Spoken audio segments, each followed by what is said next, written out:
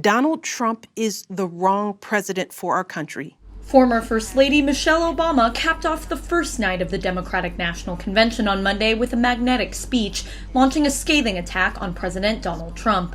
You simply cannot fake your way through this job. As I've said before, being president doesn't change who you are. It reveals who you are. Speakers and viewers alike beamed in virtually this year as Americans from all walks of life joined forces to support Democratic candidate Joe Biden and deliver a strong rebuke to the president. The convention typically serves as the starter's gun for the final sprint leading up to the presidential election. But this year's parade of high-profile speakers carried an extra sense of urgency as they pressed Americans to vote for Biden by pointing to Trump's handling of both the global health crisis and the racial divide in America. We must come together. Among them was Biden's former primary rival, Senator Bernie Sanders. Nero fiddled while Rome burned. Trump golfs. The virtual convention featured voters who say they're struggling with the country's healthcare crisis and an economic slump.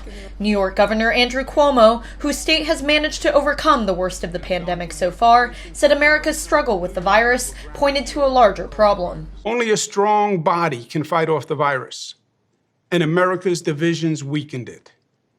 Donald Trump didn't create the initial division. The division created Trump. He only made it worse. Division along racial lines was another major theme. The brother of George Floyd, whose death in police custody in May sparked anti-racism protests across the country, led a moment of silence for Black Americans who lost their lives.